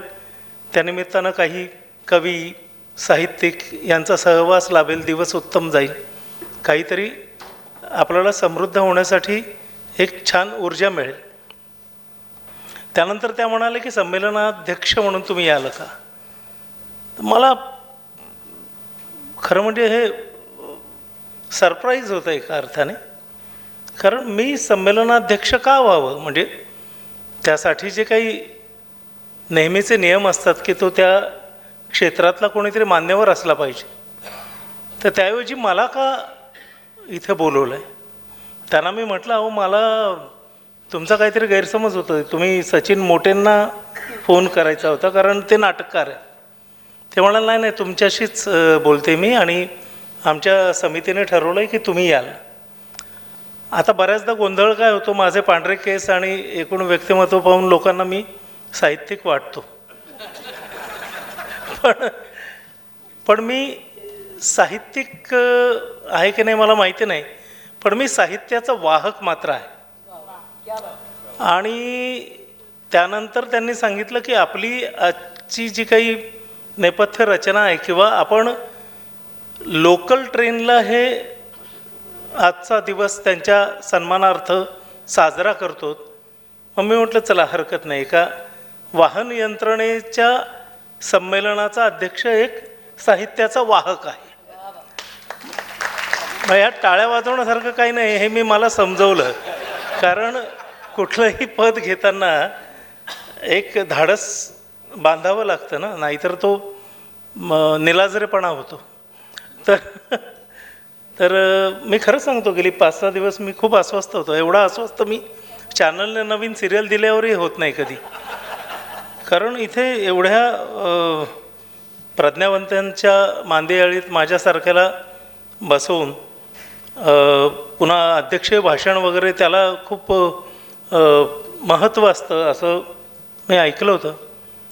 त्यात आत्ता मॅडमनी सांगितलं की महानगरीय अध्यक्ष संमेलनाचा अध्यक्ष होतो, तो पुढे साहित्य संमेलनाचाही अध्यक्ष होतो. आता काय होईल हा प्रश्न. त्या नागरे पाटील सर म्हणाले पण की तुम्हाला संधी आहे. तर माझ्या मनात विचार आला की ही म्हणजे हे कसलं लक्षण आहे, साहित्याची इतकी पडझड होणार आहे का की मला खूप मोठं साहित्य निर्माण करावं लागणार आहे. तर मला याचं खूप आश्चर्य वाटलं आणि आनंदही झाला, कारण साहित्यिकांमधला त्यांच्यातली रिजिडिटी जर कमी झाली तर साहित्य जास्त निकोप निर्माण होईल. आणि अशा प्रकारच्या समारंभांच्या निमित्तानं सर्वव्यापी होणं हे धोरण ज्यावेळी साहित्यिक स्वीकारतात किंवा साहित्य स्वीकारतं तेव्हा एकूणच समाज समृद्ध व्हायला एक पोषक वातावरण तयार होतं. कारण यापूर्वी नाटककारांनासुद्धा साहित्य संमेलनात साहित्यिक म्हणून मान्यता नव्हती. आपल्याला कल्पना असेल की नाटककारांनासुद्धा त्यांच्या विविध प्रकारच्या लेखनाच्या अनुषंगानंच संमेलनात महत्त्व निर्माण झालं होतं. ते सादर करणारे कोणीतरी आहेत, त्याच्या मागचं साहित्य समजण्या इतकं व्यापक दृष्टी त्यावेळी नव्हती. पण आता काळ बदलत चालला आहे. टेलिव्हिजनला तर तिथं स्थानच नव्हतं साहित्य संमेलनात.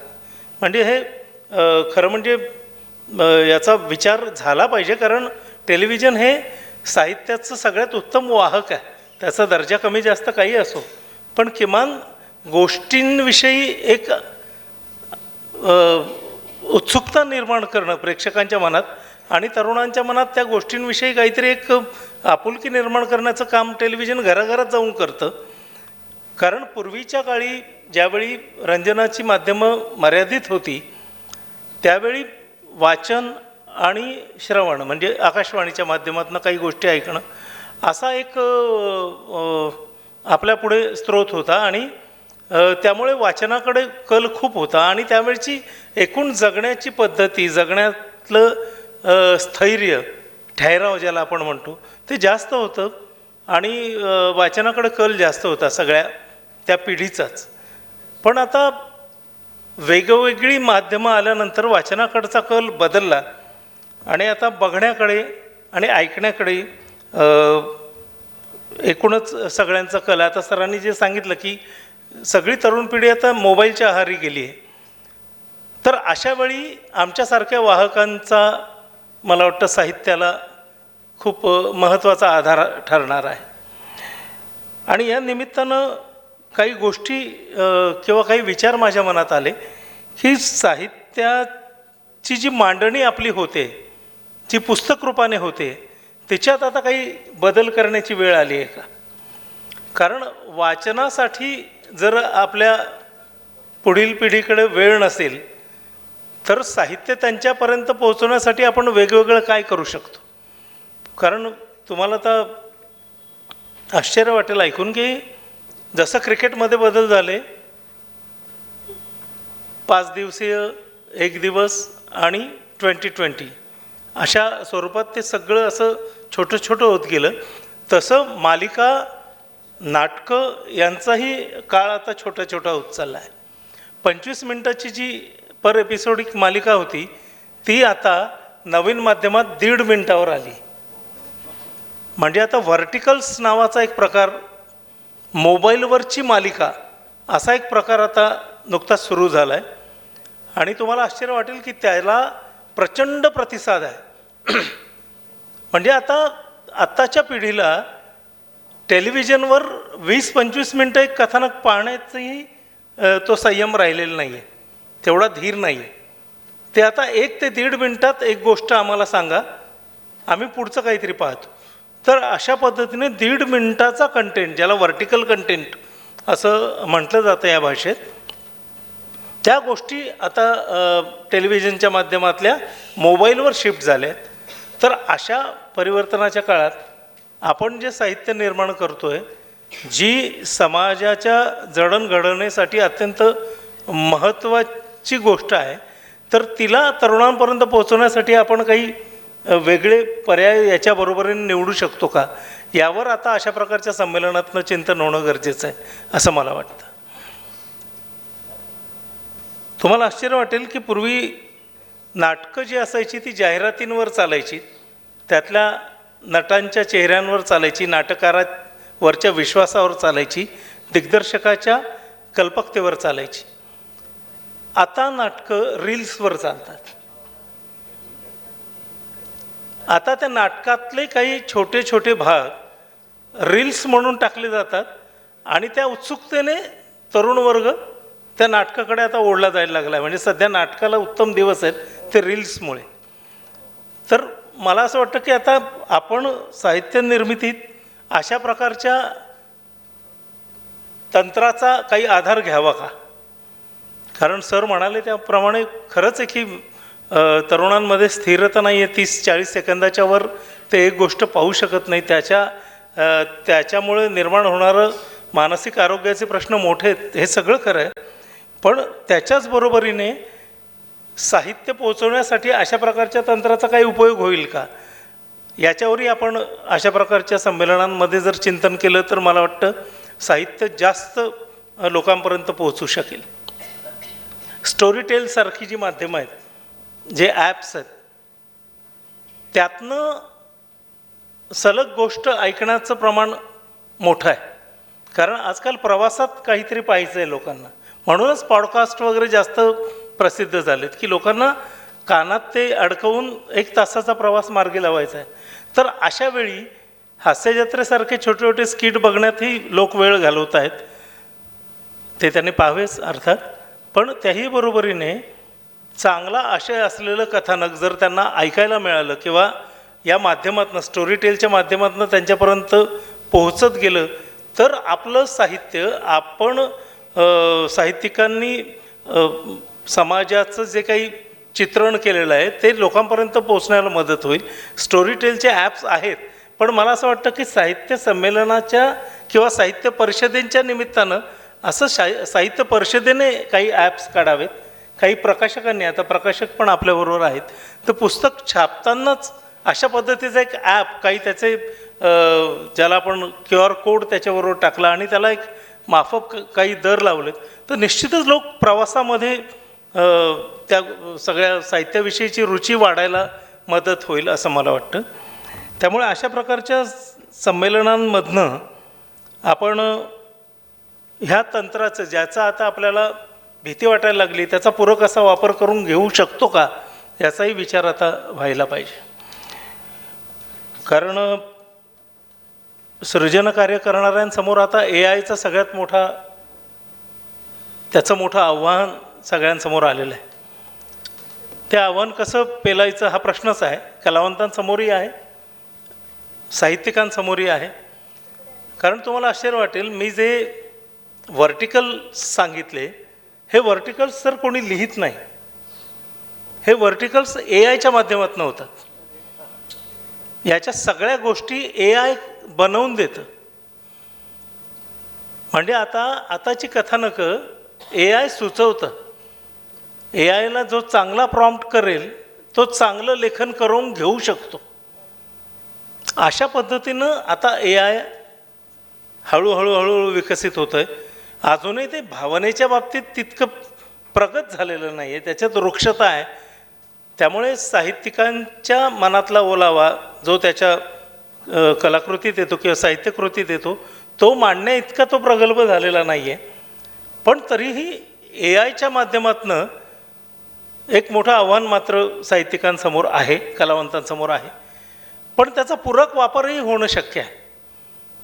त्यामुळे ह्या सगळ्या तंत्रज्ञानाच्या आव्हानांच्या विषयी साहित्य संमेलनांमध्ये चर्चा होते का, हा एक महत्त्वाचा प्रश्न आहे.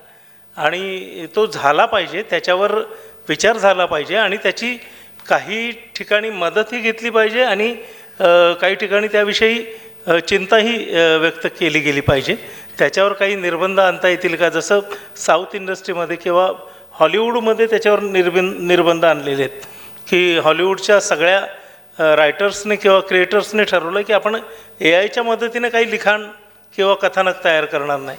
अशा पद्धतीचं काही करणं शक्य आहे का? तर ह्या सगळ्या गोष्टी या निमित्तानं आता सर आपल्याशी बोलताना माझ्या मनात आल्यात की ह्या गोष्टी करणं गरजेचं आहे का. आता विषय महानगरी जाणीवा हा असल्यामुळे माझं संपूर्ण कार्यकाल हा फील्डवर काम करण्याचा आहे. त्यामुळे विपुल असं वाचन नाही झालं, पण जे काही वेळ मिळेल तसं किंवा त्या सगळ्या कामाच्या मधल्या वेळात जे काही वाचन झालं किंवा काम सुरू होण्याच्या आधीचा जो काळ होता, ज्या काळात सर तुम्ही आमदार निवासात होते त्यावेळी मी पण आमदार निवासातच होतो 93-94च्या दरम्यान. कारण बाहेरगावून आलेल्या मुलांसाठी एकमेव निवास होतो ते आमदार निवास त्या काळात. तर आमदार निवासात सरांना माहिती आहे की तिथे काही काम नसलं, दिवसभर फक्त वाचन वाचन वाचन, समोर आकाशवाणी. तर त्या काळात जे काही वाचलं गेलं किंवा दरम्यानच्या काळात काही जे वाचलं गेलं त्यातनं काही नावं मला घ्यावीशी वाटतात या महानगरी जाणीवान ज्यांनी जपल्या अशा लेखकांच्या. भाऊ पाध्येंच्या वासुनाकाने त्यावेळी वेड लावलं होतं. बेरोजगार भणंग तरुणांचं जगणं मांडणारं वासुनाका त्यावेळी त्या काळात आम्हाला खूप आकर्षित करायचं. दरम्यानच्या काळात पठ्ठे बापूरावांची मुंबईची लावणी तिने वेड लावलं एका पिढीला. शाहीर साबळे आहेत, आंधळं दळतं एक लोकनाट्य होतं ज्याने संयुक्त महाराष्ट्राच्या चळवळीच्या दरम्यान सगळा महाराष्ट्र पिंजून काढला होता. नारायण सुर्वे, कवी नारायण सुर्वे समाजातील विषमतेवर इतकं सुरेख त्यातलं व्यंग मांडणारं काव्य त्या कवींनी निर्माण केलं. आणि सुर्वेंनी जो जगण्यातला जो स्तर पाहिला ना, तो मुंबईतल्या चाळीतनं झोपडपट्टीतनं राहणारा अशिक्षित दुर्लक्षित जो समाज आहे त्याच्या व्यथा इतक्या सुंदर त्यांनी त्यांच्या कवितातनं मांडल्या आहेत. मास्तर लिव्हा ही जी त्यांची कविता आहे, तुमचंच नाव लिव्हा सांगणारी जी ती बाई आहे, ती समाजातला एक मोठी विषमता दाखवणारं काव्य त्यांनी त्या काळात लिहिलं. नामदेव ढसाळांचा गांडू बगीचा आपण वाचला असेल. दुर्लक्षित घटक कामाठीपुराचं इतकं भीषण वर्णन, त्यांचं जगणं हा अंगावर शहारा यायचं ते वाचताना की माणसं कुठल्या स्तरावर ही माणसं जगत आहेत. ते आमच्या जयंत पवारांचं गिरणगावाचं चित्रण असलेलं नाटक किंवा त्यांचे कादंबरी, असे अनेक लेखक आहेत की ज्यांनी महानगरी व्यथा मांडल्या. अगदी आमचा आत्ताचा स्वप्नील जाधव ज्यांनी निर्वासित नावाचं नाटक लिहिलं. गिरणी कामगारांच्या एकूण जगण्याचा जो भाग आहे की इतकी वर्ष मुंबईत काढूनही निवृत्तीनंतर एक निर्वासित असण्याची जी भावना निर्माण होते ती इतकी भीषण आहे. आणि आत्ताचा तरुण मुलगा आहे त्या सगळ्या वेदनेला हात घालतोय, खूप आश्वासक आहे. आणि प्रणव सखदेव याचं काळे करडे स्ट्रोक्स कदाचित आपण वाचलं असेल.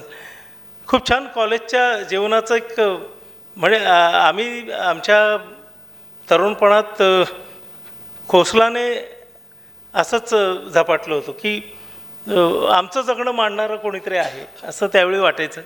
तसंच सखदेवचं आताचं काळे करडे स्ट्रोक्स ही कादंबरी आहे. किंवा शिल्पा कांबळे आहेत आमच्या, त्यांनी ही सगळी तरुण लेखक मंडळी ज्यांच्याकडे आपण खूप एक आश्वासक म्हणून पाहिलं पाहिजे की दलित वस्त्यांमध्ये तिथल्या दलित वस्तीतील तरुणांचं जगणं, तिथली घुसमट आणि तिथल्या चळवळींनी घडवून आणलेलं परिवर्तनाचं इतकं सुंदर वर्णन त्यांनी त्यांच्या निळ्या डोळ्यांची मुलगी या कादंबरीत केलेलं आहे. तर हे असे अनेक लेखक साहित्यिक जे महानगरी व्यथा मांडत आलेले आहेत आणि यापुढेही मांडणारे अनेक तरुण तयार झाले पाहिजेत असं वाटतं. पण दुर्दैवानं असं झालं आहे की आता लेखनातली स्थिरताही गेलेली आहे. कारण व्यक्त व्हायला पूर्वीच्या काळी एक मोठा पट असायचा. तुमची घुसमट मांडायची तर एकतर तुम्हाला कविता, कथा किंवा कादंबरी हीच माध्यमं होती. पण आता सोशल मीडियाने तुम्हाला पटकन एक 10-12 ओळींचं एक बोर्ड उपलब्ध करून दिला आहे की ज्याच्यामुळे तुम्हाला त्या दिवशी जे काही वाटलं ते पटकन तुम्ही मांडून मोकळं होता आणि ते आज वाचलं जातं, उद्या विस्मरणात जातं. या पद्धतीने अनेक सृजन शक्यता ज्या आहेत त्या ह्या सोशल मीडियाच्या माध्यमातून दाबल्या जात आहेत असं मला वाटतं. त्यामुळे मी जे म्हटलं की वेगवेगळ्या पद्धतीच्या तंत्रज्ञानाचा वापर करून जर आपण आता कथानकं लोकांपर्यंत पोहोचवली आणि ह्या तरुणांना जर आपण लेखनासाठी जास्त उद्युक्त केलं किंवा प्रवृत्त केलं तर साहित्याचा आवाका अजून वाढत राहील. कारण आताच्या एकूण सामाजिक स्थितीकडे पाहता समृद्ध समाजासाठी साहित्यिक, कलावंत आणि पत्रकार हे महत्त्वाचे घटक आहेत. सृजन क्षमता, संवेदनशीलता, निर्भयता या त्रिगुणांची आवश्यकता असलेला लेखक, पत्रकार, कलावंत ही आजची समाजाची गरज आहे. कारण या तिन्ही घटनांकडनं समाज खूप महत्त्वाच्या गोष्टींची अपेक्षा ठेवतो. व्यवस्था, राज्यकर्ते आणि समाज यांच्यातलं जे वैगुण्य आहे, यांच्यातल्या त्रुटी आहे ते निर्भीडपणे दाखवण्याची जबाबदारी ह्या तिन्ही घटकांची आहे.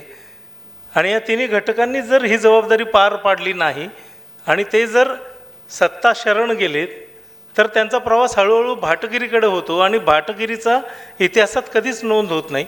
इतिहास हा समाजाला समृद्ध करणाऱ्या कलाकृतींचा इतिहासात त्याची नोंद होते. त्यामुळे मला वाटतं चांगल्या समाजासाठी ही क्षमता असलेली ही मंडळी तयार होणं गरजेचं आहे. कारण सुचलेलं मांडणं किंवा साहित्यातलं दृकश्राव्य माध्यमातून प्रेक्षकांपर्यंत पोहोचवणं किंवा जे पाहिलं आहे ते बातमीच्या माध्यमातून सांगणं एवढंच काही साहित्यिक, कलावंत आणि पत्रकार यांचं कर्तव्य नाही. तर जबाबदारीनं समाजाच्या वैगुण्यावर प्रहार करणं हेही आपलं काम आहे.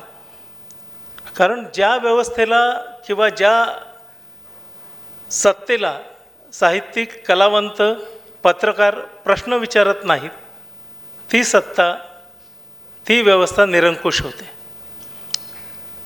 ज्या सत्तेला, ज्या व्यवस्थेला हे तीन घटक प्रश्न विचारतात त्यावेळी ती व्यवस्था, ते सत्ताधीश सावध होतात आणि प्रश्न निर्माणच होणार नाही अशी आदर्श परिस्थिती निर्माण करतात. त्यामुळे या सगळ्या लोकशाहीच्या सबलीकरणासाठी साहित्यिकांची, कलावंतांची आणि पत्रकारांची महत्त्वाची जबाबदारी आहे. आणि मला वाटतं आपण ती पार पाडली पाहिजे. ज्या समाजात मुक्तपणे साहित्य, मुक्तपणे कला, मुक्तपणे क्रीडा, नांदते तो समाज निकोप असतो आणि निकोप समाजच लोकशाहीचं रक्षण करू शकतो आणि राष्ट्र समृद्ध करू शकतो. त्यामुळे मला वाटतं ही महत्त्वाची जबाबदारी आपल्यावर आहे आणि दुर्दैवानं आपण आपल्या पुढच्या पिढीला साहित्यिक होण्याची प्रेरणा पुरेशी देत नाही आहोत. म्हणजे आमच्या वेळी अनेकांना विचारलं जायचं की तुला कोण व्हावं असं वाटतं, तर मी खानदेशातला असल्यामुळे अनेकांना तात्यासाहेबांसारखं कवी, नाटककार किंवा साहित्यिक व्हावं असं वाटायचं. पण आता मला वाटत नाही की कॉलेजमधल्या विद्यार्थ्यांना विचारलं तर त्यातल्या काहींना कवी व्हावं असं वाटतं आहे, काहींना साहित्यिक व्हावं असं वाटतं आहे, नट अनेकांना व्हावं असं वाटतं आहे, कारण चेहऱ्याला ग्लॅमर आहे. पण नागरे पाटील साहेब ज्या पद्धतीनं युवकांमध्ये प्रेरणा निर्माण करतात, तसंच प्रत्येक साहित्यिकाने आपल्या साहित्याचं जर काही ब्लॉग्स केलेत आणि ते युवकांपर्यंत पोहोचवलेत आणि साहित्याला जर ग्लॅमर आलं तर आपोआपच तरुणांपर्यंत साहित्य पोहोचेल आणि आपण एक समृद्ध समाज निर्माण करू शकू असं मला वाटतं. या निमित्तानं मला इथं बोलायची संधी मिळाली. खरं म्हणजे मला सवय नाही आहे अशी मोठी मोठी व्याख्यानं द्यायची, कारण मी फील्डवर काम करणारा माणूस आहे. मला एक संहिता दिली तर ती किती छान करता येईल यासाठी वेगवेगळ्या क्लुप्त्या करता येतात. पण या निमित्तानं तुमच्यासमोर मोकळं होता आलं आणि ही संधी दिली म्हणून आयोजकांचे आभार. आपण शांतपणे ऐकून घेतलं, आपलेही आभार.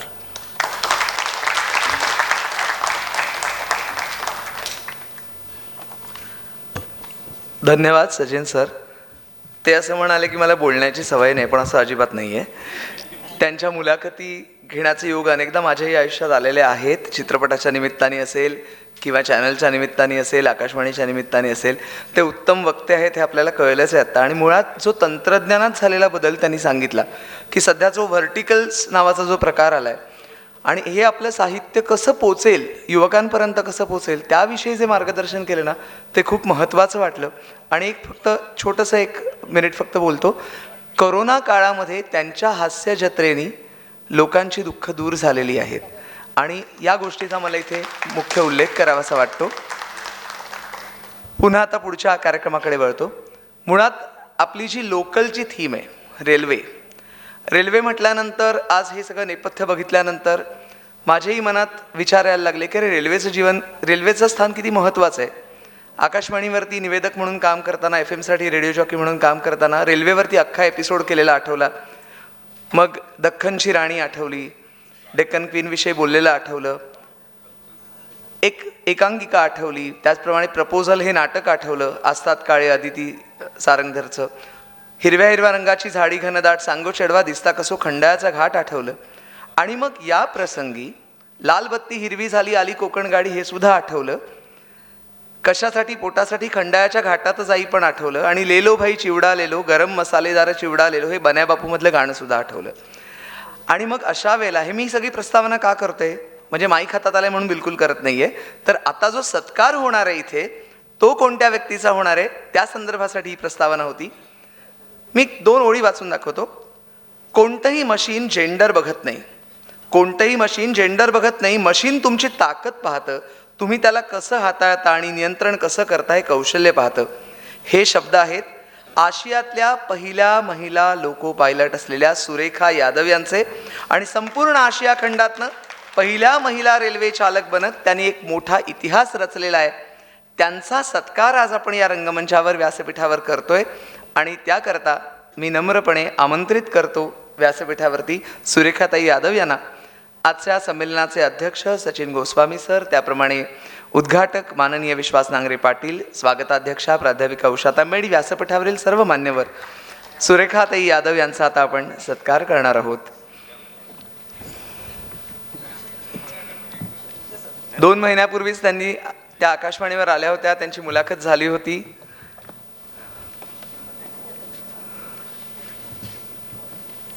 खूप आनंद होतोय या सोहळ्याचा. सुरेखाताईंना आपण सन्मानित करतोय.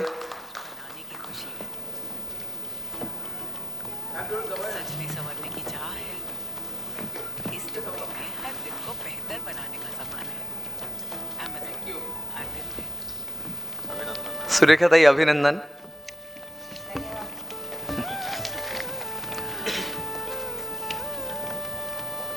धन्यवाद. साहित्य संघाच्या प्रमुख कार्यवाह माननीय डॉक्टर अश्विनी भालेराव गांधी यांनी मनोगत व्यक्त करावं ही नम्र विनंती.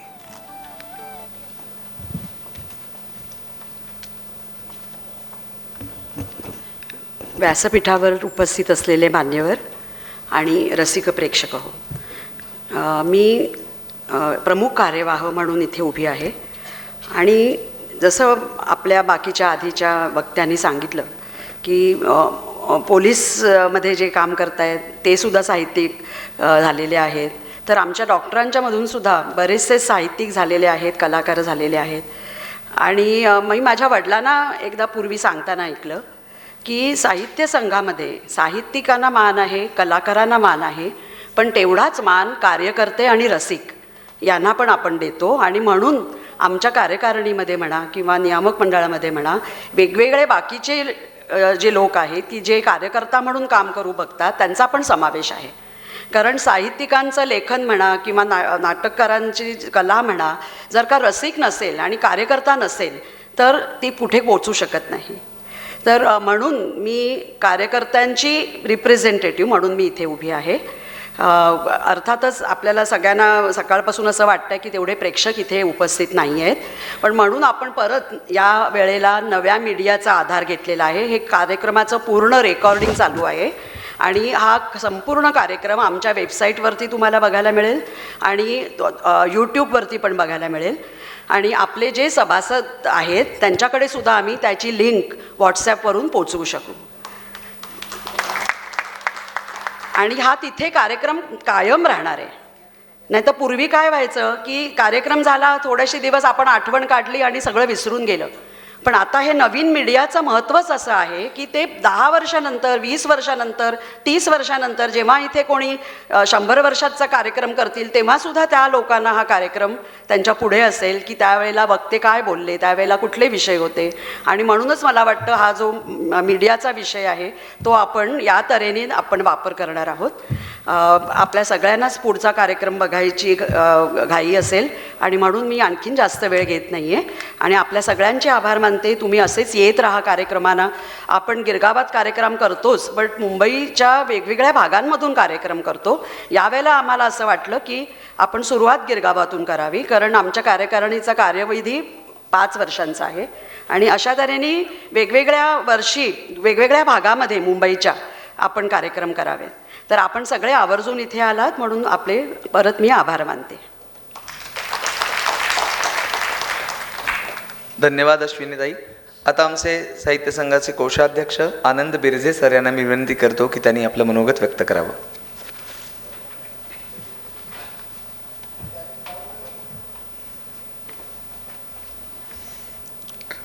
साहित्य संघ मंदिराचा कोषाध्यक्ष या नात्याने मी आपल्यासमोर उभा आहे. व्यासपीठावरील सर्व मान्यवर, ज्यांनी आमचं आयुष्य सुखद केलं कोविडमध्ये, ते आमचे लाडके निर्माता दिग्दर्शक सचिन गोस्वामी सर आणि आमचं रक्षण करणारे सदैव विश्वास नांगरे पाटील आणि सर्व रसिकांचे या निमित्ताने मी आभार मानतो. आज इथे पोलीस पण आलेले आहेत.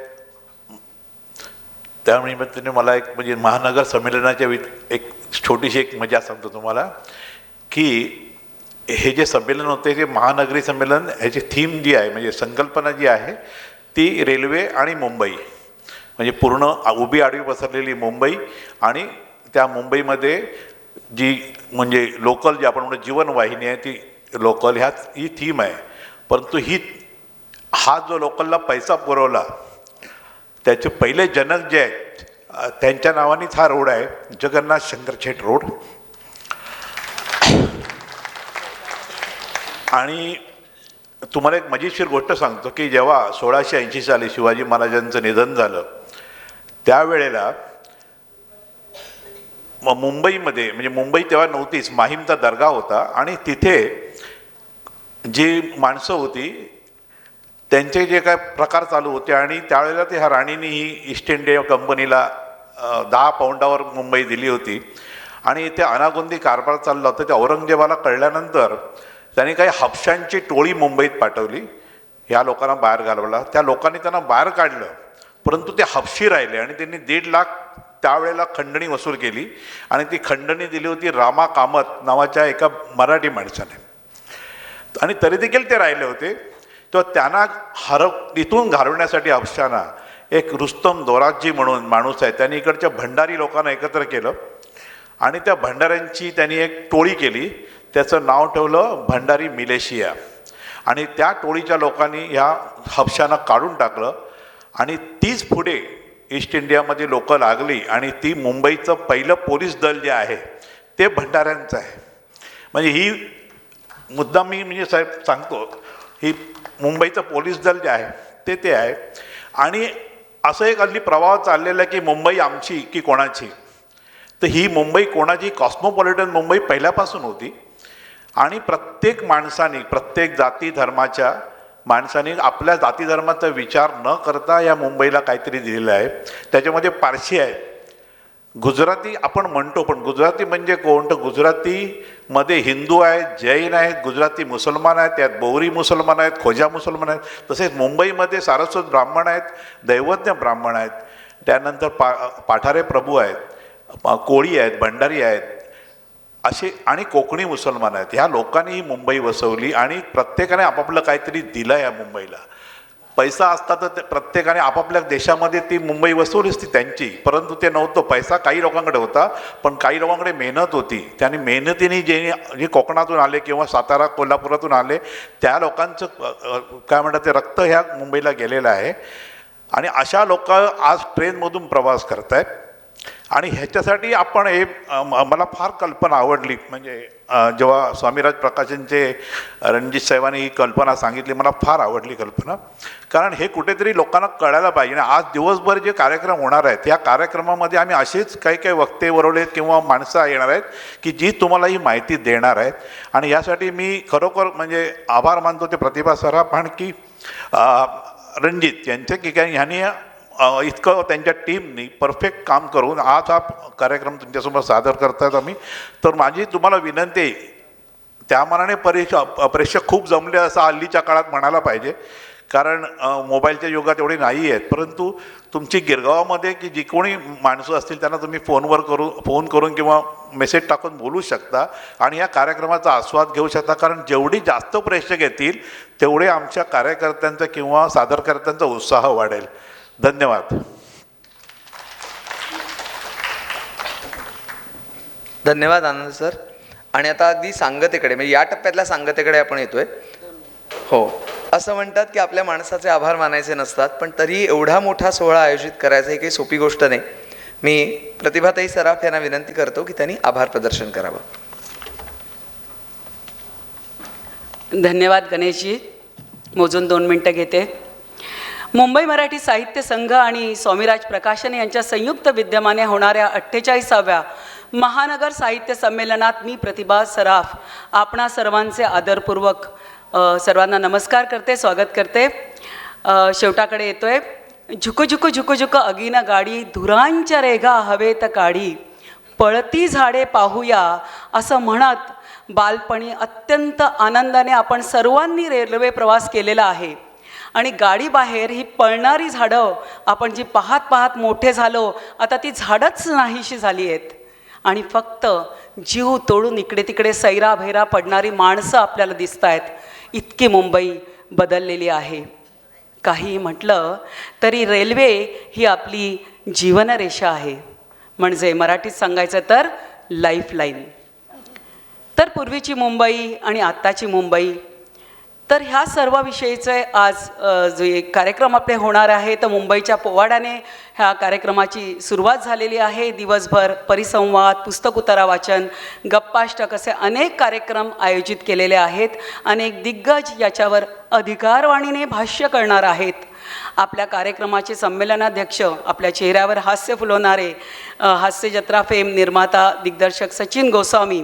मला वाटतं की सर तुम्ही मला म्हटलात की मी इथे कसा काय संमेलनाध्यक्ष, मला सांगायला आवडेल की सरांनी खूप चांगल्या एकांकिका लिहिलेल्या पण आहेत. म्हणजे ते दिग्दर्शक आणि निर्माता आहेत, पण ते उत्तम लेखकसुद्धा आहेत. आपल्या मनात सकारात्मकता आणि जीवनाप्रती विश्वास जागवणारे राष्ट्रपती पुरस्कार प्राप्त विश्वास नांगरे पाटील, मुंबई मराठी साहित्य संघाच्या अध्यक्ष आणि आजच्या कार्यक्रमाच्या स्वागताध्यक्ष प्राध्यापक उषा तांबे, कार्याध्यक्ष डॉक्टर उज्ज्वलाताई मेहेंदळे, प्रमुख कार्यवाह डॉक्टर अश्विनी भालेराव, कोषाध्यक्ष आनंद बिर्जे सर, स्वामीराज प्रकाशनाचे सर्वेसर्वा रजनीश राणे आणि सचिव अशोक परब आणि तपस्या, त्यांचे सर्व पदाधिकारी, मान्यवर, चॅनल्स आणि आकाशवाणी वर्तमानपत्राचे संपादक, प्रतिनिधी आणि मुख्य म्हणजे इतक्या मोठ्या संख्येने आपण इथे 8:30 वाजता उपस्थित झालात. आज दिवसभर कार्यक्रम सर चालणार आहेत, त्यामुळे आमचे प्रेक्षक विभागला गेलेले आहेत. 5:30पर्यंत कार्यक्रम आहेत आणि आपल्या आपल्या आवडीच्या कार्यक्रमाला प्रेक्षक नक्कीच येणार आहेत. अतिशय सूत्रबद्ध सूत्रसंचालन करणारा माझा सहकारी गणेश आचवल यांचा सत्कार करण्यासाठी मी मुंबई मराठी साहित्य संघाच्या अध्यक्ष प्राध्यापक उषा तांबे यांना विनंती करते. आणि सर्वात महत्त्वाचं म्हणजे आज सुरेखाताई यादव आपल्यात उपस्थित झाल्यात. मला असं वाटतं त्यांच्यासाठी परत आपण एकदा टाळ्या वाजवूया. मला खूप आनंद वाटतो आहे की एशिया खंडातील पहिल्या महिला चालक आहेत त्या, आणि त्यांनी आपल्याला वेळ दिलेला आहे. आता लोकल नावाची एक 40 मिनिटाची एकांकिका इथे सादर होईल आणि आपण मधल्या ओळीतून मागे गेलात तर तिथे जेवणाची व्यवस्था आपण केलेली आहे, पाण्याचीही उत्तम व्यवस्था तिथे आहे. आणि शेवटचा जो आपला कार्यक्रम आहे तो धमाल कार्यक्रम आहे, रेल्वे भजन. 15-20 महिला इथे येऊन तो कार्यक्रम करणार आहेत आणि तुम्हाला तो कार्यक्रम नक्की आवडेल.